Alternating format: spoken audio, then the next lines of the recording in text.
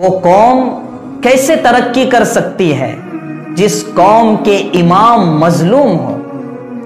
اس قوم کو اللہ کیسے خوشی دے سکتا ہے کہ جس قوم کے رہبر گھروں میں رو رہے ہو؟ اس قوم کو اللہ کیسے اچھے دن دکھا سکتا ہے جس قوم کے علماء کو قوم نے اتنے برے دن دکھائے کہ وہ مصلی چھوڑنے پر مجبور ہو گئے؟ حقیقت کروں گا بیاں دوستو، چاہے کٹ جائے میری زباں دوستو، جس زمین پر اماموں کی توہین ہو، جس زمین پر اماموں کی توہین ہو، گر پڑے نہ کہیں آسماں دوستو۔ ناظرین، آج ایک عالم دین کا میں ایسا درد بھرا واقعہ سناؤں گا کہ جس کو سن کر آپ کی آنکھیں نم ہو جائیں گی۔ میں ایک ہوٹل میں گیا، وہاں ایک عالم دین ہوٹل کا مینیجر بنا ہوا تھا۔ باتوں باتوں میں بات نکلی کہ مولانا اس لائن میں آپ کیسے آئے؟ تو انہوں نے کہا کہ شروع میں جب میں پڑھنے سے آیا، فارغ ہو کر آیا، تو میرے جذبات ایسے تھے کہ میں پورے گاؤں کو نمازی بنا دوں گا، پورے گاؤں کو زکوٰۃ دینے والا بنا دوں گا، اور جتنا میں نے سیکھا ہے امانت داری کے ساتھ پوری امت تک پہنچاؤں گا۔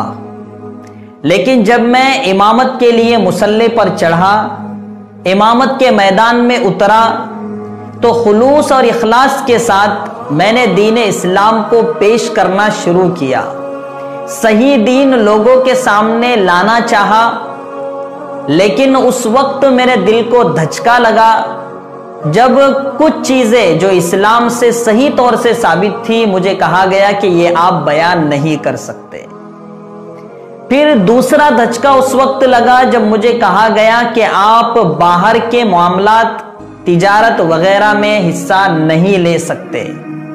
پھر تیسرا یہ مجھے کیا گیا کہ آپ اکثر وقت مسجد ہی میں دیں گے، آپ کو یہی رہنا ہوگا، 24 گھنٹے مسجد کی چہار دیواری کے گرد ہی رہنا ہوگا، آپ باہر کا کچھ بھی نہیں کر سکتے ہو۔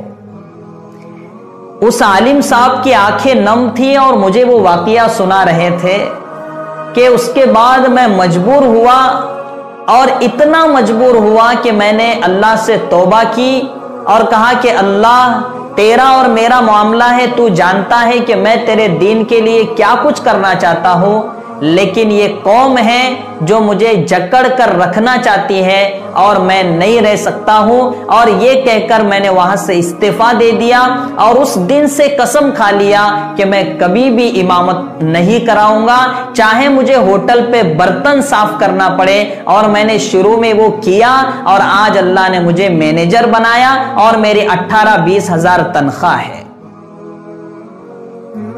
دوستو، یہ میں نے ایک امام کا واقعہ آپ کو سنایا، ایسے کئی مظلوم امام ہیں، یعنی مظلوم کا جملہ میں بول رہا ہوں تو مجھے تکلیف ہو رہی ہے کہ ایسے کئی مظلوم امام ہیں کہ جو دین کے رہبر ہیں، جو مقتدی انہیں امام کہتے ہیں، جو شریعت کی صحیح ترجمانی کرتا ہے، اس امام کو لوگ رہبر ماننے کے بجائے غلام بنانے پر تلے ہوئے ہیں۔ اتنے حالات خراب کر دیے، اور دین اسلام کو جو امام صحیح انداز میں بیان کر سکتا تھا، اسی کو چند چیزوں میں محدود کر دیا گیا کہ آپ یہ نہیں بول سکتے، یہ نہیں بول سکتے، اور آپ اتنا ہی بولو گے۔ اور تعجب کی بات، بعض مساجد میں اماموں کو بیان کرنے سے روک دیا گیا اور عام لوگوں کو بیان کی کرسی پر بٹھا دیا گیا۔ وہ قوم کیسے ترقی کر سکتی ہے جس قوم کے امام مظلوم ہو؟ اس قوم کو اللہ کیسے خوشی دے سکتا ہے کہ جس قوم کے رہبر گھروں میں رو رہے ہو؟ اس قوم کو اللہ کیسے اچھے دن دکھا سکتا ہے جس قوم کے علماء کو قوم نے اتنے برے دن دکھائے کہ وہ مصلی چھوڑنے پر مجبور ہو گئے؟